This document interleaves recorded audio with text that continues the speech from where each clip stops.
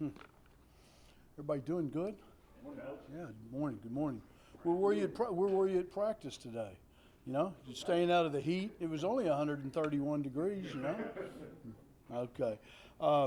First of all, I want to say thank you for everyone showing up today. We really appreciate it. We love the idea that, you know, people are covering the football program. These kids, over the last 2.5 years, they've absolutely worked their hearts out to try to build this football program, and we appreciate you being here today. The thing I would tell you about every single training camp that I've ever been involved in, there's never been two that are identically the same. They're completely different. NFL, college doesn't make any difference, and the reason it's different is that there's a graduation and a loss of players, okay? Every year, certainly in college, you're seniors, you lose 20, 21, 19 kids. So there's a little bit of a void going into the start of a season from a leadership, from a depth standpoint, from starters that you've got to address that during the 25 days of practice that collegiately that you get. And, you know, so you want to find out what's the chemistry of your team. What's it going to be like this year? You know, because they're never the same, you know. When Alex Magoo left after 2017, you know, he was a playmaker, he was a starting quarterback, he was a captain, he was a leader of the team. So you wonder, okay, so what's going to happen? Well, along comes James Morgan. Totally different, athletically different, but a lot of similarity. Great leader, great work ethic, unbelievably a guy that really, truly inspires other guys in practice. So you want to see how those kinds of things happen during the course of practice. The other thing is during training camp, this is kind of some of the goals and objectives and the things is, you know, the number one goal for us is how can we get our returning starters to be better than they were last year. You can't stay the same. If you were a starter or you were a significant role player on a team last year, if you stay the same, somebody's either going to catch you on our team or you're not going to be good enough to take advantage of that experience against our opponent. So, you know, we really are trying to push all of the guys that were starters last year to be better players this year, work on fundamentals, technique, knowledge, all of those kinds of things, make sure that they're better there. The second most important thing in every training camp that I've ever been in is how do you build depth? I mean, because literally, I mean, the adversity that eventually is going to happen during the course of a season. Somebody's going to miss 2-3 games because they got a sprained knee or they got a shoulder issue or they got sprained ankles, whatever it is, you better have some depth. And the plan last year, and you all that covered our games, you found out that we played a lot of kids during the course of a game. Games changed, up-tempo. In the old days, you'd play 58 to 65 plays on offense and defense. Now you're playing 85 to 95 plays. And there were games legitimately last year and a lot of games where we played 9 offensive linemen in a game. And it's not when you get ahead 40 points, those backup guys get to play. I mean, they were going in at the end of the first quarter and rotating them in and out, same thing. We actually had 3 or 4 games where we played 11 defensive linemen. And especially with the up-tempo offenses and those guys rushing the passer and they're sprinting because they complete a 5-yard pass, but you got to run 40 yards to the sideline. Well, you got to have depth of that in those issues. Another area, just because of graduation, you know, that we've got to really try to address is in the secondary. And unfortunately, obviously, you know, the loss of Emmanuel Lubin, not only leaving from the team, but obviously the situation there. But we had a lot of guys, T.J. Johnson, we had a lot of guys that were role players in the secondary, and that's been a big issue that some of the younger kids on our football team, guys like Jessen Walker that was a freshman last year that didn't play very much, but he was probably on the scout team a lot, you know, guys like that, you know, giving them some roles. We did get one enormous bonus in the fact that we won a case with Josh Turner, a grad transfer from the University of Iowa that's coming into our program, and he won the case. And they made him immediately eligible, so that adds a little bit of a help to the depth of our cornerback position. He played at corner, he played at nickel in Iowa, and it's a great fit for us because he's got some experience because he played last year at Iowa, but he's got speed and skills and stuff like that. So he's really doing a good job. Another thing, we lost some players in the defensive line with A.J. Johnson, who was probably one of our best defensive linemen last year. We went out and tried to recruit some kids over the last couple of years. Rashad Colson is a guy, Cameron Burns. They're big, young. They were freshmen and redshirt freshmen last year. We're going to count on those guys to really do good. We did get a grad transfer from San Diego State, a kid that played an awful lot for them, Damian Moore, that's got the versatility. He's played defensive tackle. He's played defensive end. And it's a little bit, if you remember last year when we had Ed Brown that came in from the University of Texas, because we needed some depth at linebacker, and lo and behold, he comes in, not only is he depth, but he starts almost every game, and he was the MVP of the bowl game. So that was a pretty good addition from a grad transfer position. So, those are things. The other two objectives that you have during training camp, and this is, one of them is defining roles for kids on the team. Maybe they're not going to be a starter. It could be an incoming freshman. It could be a kid that was a redshirt freshman. Maybe it's a kid that's been in the program for 2 years, and maybe the light hasn't come on for him, and now all of a sudden, he's matured, he's grown up, he's gone through 2 spring practices. What's going to be his role on special teams? Because I'm an advocate. We tell our kids, if you're a starter, plan on the fact that you're going to play on special teams. If you need a rest, we'll rest you on offense or we'll rest you on defense. We are not going to play on special teams. So between the starters and the backups and the incoming freshmen during the course of these 25 practices is all who can go into a game, because, you guys cover the games and you watch it. And, people talk about offensive explosive plays. Oh, man, James threw the ball down the field 9 times, okay, for big-time plays down the field. Well, every single play on special teams is an explosive play. It's a kickoff that's going 65 yards. It's a punt that's going 45 yards. It's a punt return that's 45 yards. And you got to play good. We're blessed with Maurice Alexander. He's clearly one of the most electric punt returners. He led the country, I think through the first 6 weeks of the season last year till people quit kicking to him. And but we got to find a backup and a depth, because, he plays an awful lot of a big role. So we got to find somebody who could step in and be that. Kickoff return guys. It was kind of by committee last year. It was Devontae Price, it was Napoleon Maxwell, it was Anthony Jones a little bit and stuff, but now we've got some incoming freshmen that have got some great speed. Guys that are 10.5, 10.600 meter type guys, that we're going to take a look at them and see if could they add something explosive on the punt return, kickoff return type of thing. So Tommy Heatherly was, I told you back in January or February, we signed as a junior college transfer as a punter. But we've got some competition going on. It's not a given that he'll be the starting punter. He was a great punter at NEO Junior College, but he's getting challenged by Thomas Leo and by Alec Hallman. Those two guys, so they're gonna be put to the fire every single day. Right now, they're learning all the things that we want them to do. But eventually, probably starting next week, we'll start putting full speed live pressure, because it's easy to go out there and kick and get a 4.7 hang time and kick it, 51 yards, and nobody's rushing you.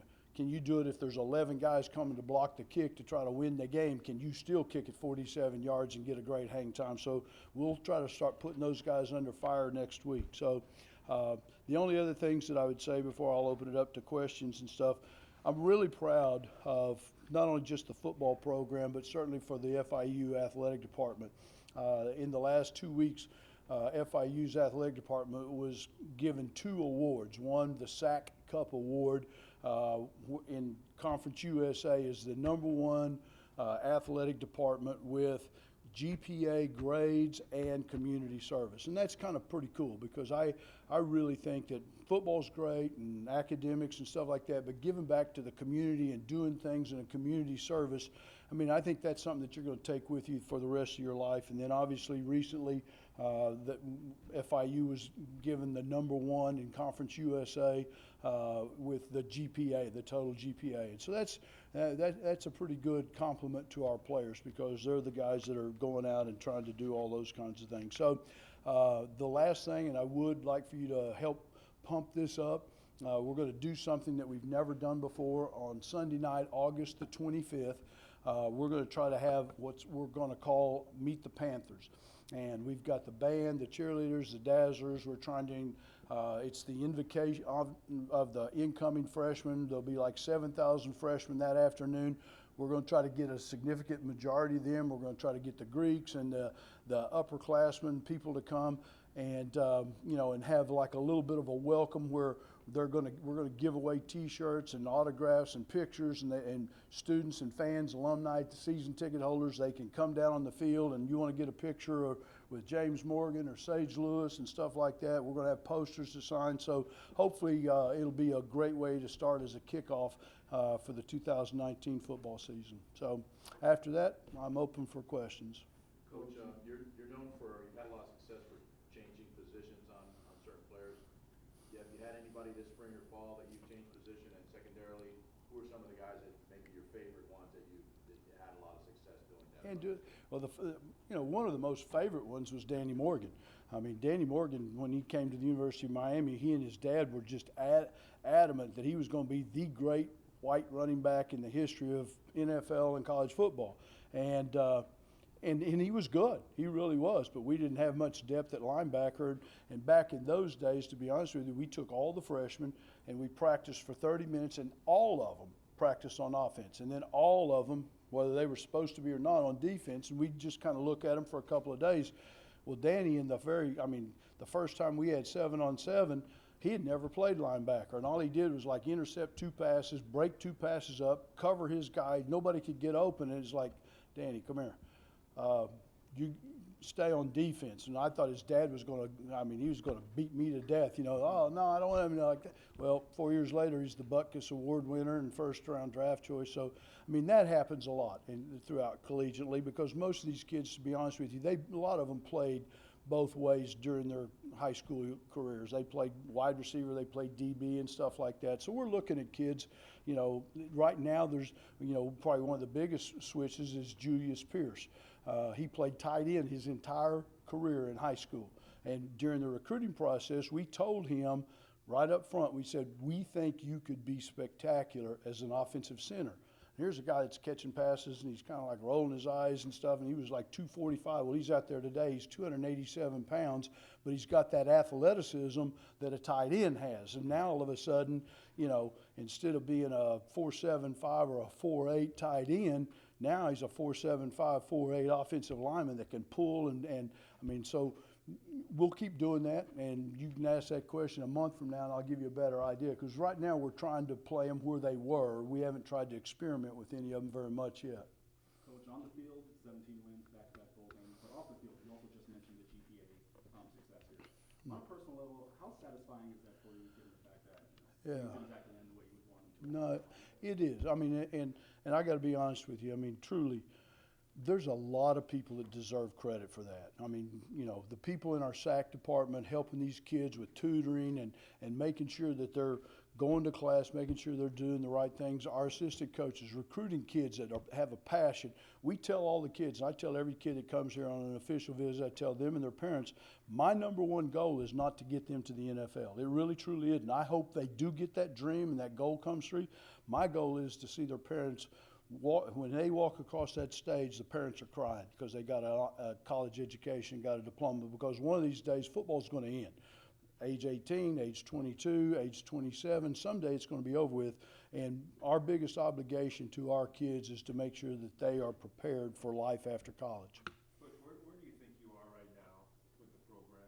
Is it where you want to be? Obviously, you always want to be better, but Yeah. Right about where you thought you Well, we're getting closer. I think that the program is growing. I think our players now have a great appreciation of what it takes to win. You don't win by accident.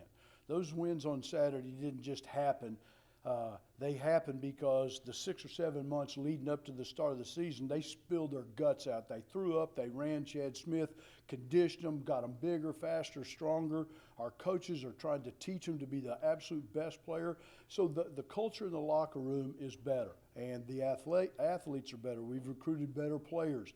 And, we want to continue to do that. So, we're headed in the right direction. We want to keep going, the way that we're going.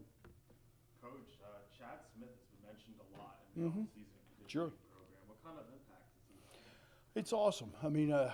I've been blessed, and I'm going to tell you, he's as good as I've ever been around. But Tommy Moffitt I had at the University of Miami that has become kind of somewhat legendary, okay?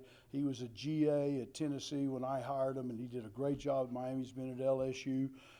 Tom Myslinski, who is the head strength and conditioning coach now for the Jacksonville Jaguars. I had him. He played for us in Dallas as a player, but then I ended up hiring him at Cleveland to be the strength and conditioning coach. And there's something about certain guys, the trust and the faith that the players that they're training, they buy in. It's like they know you're there to help me become the best that I can be. And Chad, he's electric. I mean, his energy level is sky high, and he holds kids accountable.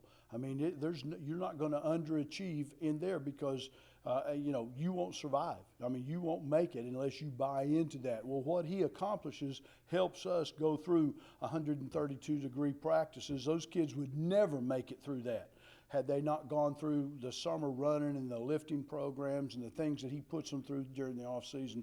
They're invaluable. Coach, you talked about wanting to build depth with your team. You did bring some transfers as well. You mentioned Josh Turner being immediately eligible. Mm-hmm. Two-part question. As far as Jean Baptiste and the rest of the kids, were they waivers denied? And the second part of that question, incoming freshman Brian Dillard. Yeah. What's his status? Okay. Let's talk about the transfers first. Chris Whitaker is still in the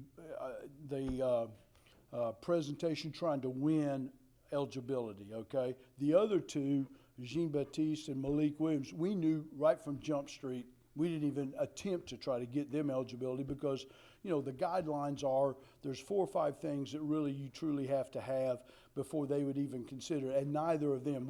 They just knew they wanted to come back to South Florida. They wanted to come to FIU. They were kids. They wanted their families to be a part of their sports life and stuff like that. Brian Dillard was a very, very good football player. He was a young man that we knew he had a lot of work to do in his core curriculum and his total overall GPA and then passing the test. And he kept getting closer and closer and closer, but unfortunately he didn't make it.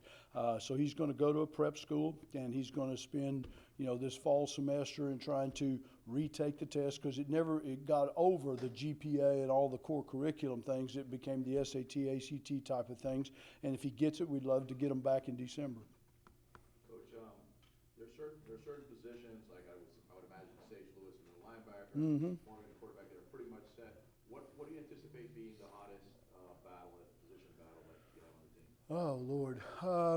Well, I think in the offensive line, Walter, to be honest with you, because we lose Kai Abshire, Daquan Wilkie, Jordan Budwig. I mean, those 3 guys right there, I mean, they may have played 40 games in their careers. And so now all of a sudden you lose starters and you lose guys that have got a lot of experience. So trying to find, who's going to be the guys that are going to plug in. Right now, Devontae Demery. Well, Demery's already locked in. He's a starter. Shane Magoo, who was a swing guy last year, is now starting. And he and Shaq Williams, who they split time last year, those 2 guys are competing. Mershawn Miller, who didn't play much last year because of the incident that he went through. Those 3 guys, there's a knockdown drag out to see which of the 2 of those 3 are going to become the starters. Dallas Cannell is the starting center, but you got to have somebody behind him. Shane works there some of the time, and we just talked about Julius Pierce, the freshman, working there a little bit. And then we took 2 junior college players during the off season. We took Logan Gunderson and who was the other kid that we took? Danny Corbett. Those 2 guys, and here's the thing about those 2 guys, is they've played, even though it wasn't Division I football, you got guys that have played 20 or so games in junior college football. So they're older, they're more mature. That way you don't have to rely on an incoming freshman or even a redshirt freshman to have them jump in and play, because those guys have played good. I will tell you that Danny Corbett, I mean, he's competing and playing right now that he could potentially be the swing tackle, or he may win the starting right tackle, and let him be the swing guy on the left side. So you really need 3 tackles, and you need to get 3 guards and 2 centers. In the old days in the NFL, you could only suit up 7 of them, so the 2 backup guys better be able to play, and that's kind of where we are right now. So hopefully that answers your question. Yeah, I mean, when managers in baseball always talk about being strong up the middle, catcher, second base, right, Sure. center field. Is there something to that in football as well when you look at the way the team is built? No doubt. Quarterback, Sage in the middle of the defense. Sure. when I was center. Yeah, you look at Sage in the middle linebacker, Dallas is the center, about as good, James Morgan, whoever's the running back right up the middle, and then the safety aspect of it. I mean, you know, Olin Cushing, I mean, people don't, he is maybe one of the least appreciated by people that don't know anything much about football. How smart he is and his football instincts, and I guarantee you he would hit anything that moves.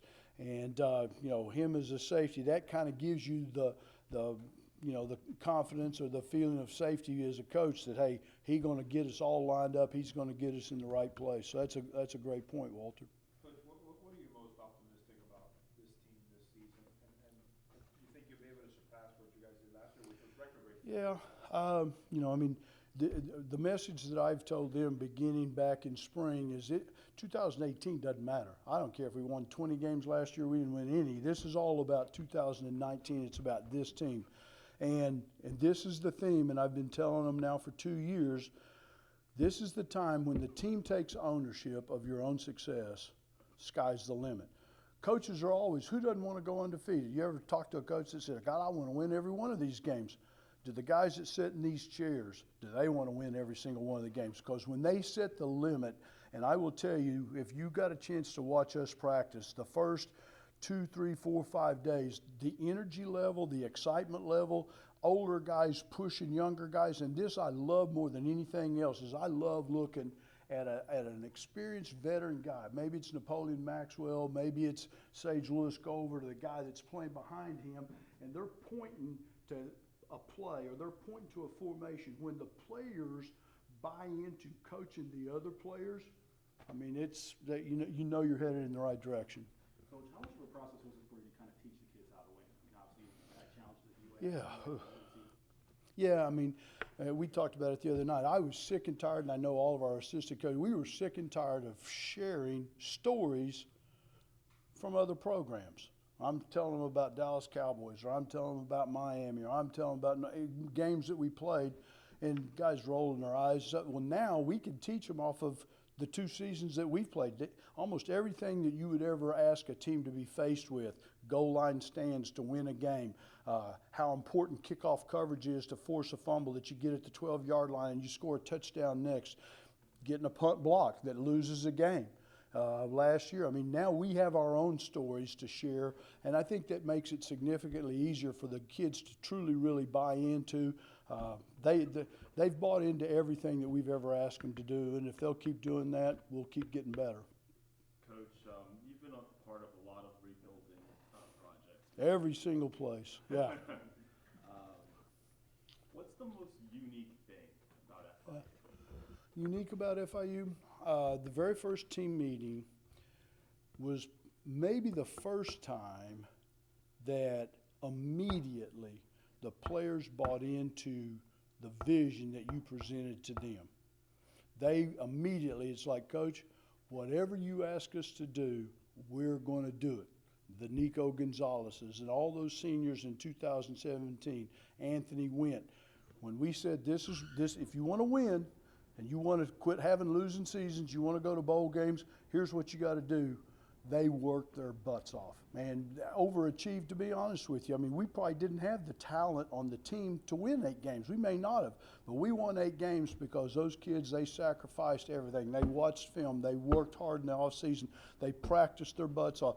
And whether we won or lost, they left it all on the field. They didn't go to the locker room and saying, well, I could have done this or could have. They did as best that they could. If we didn't have the depth, we didn't have the depth, you know. But you knew that on Saturday they were gonna bring their hearts to play.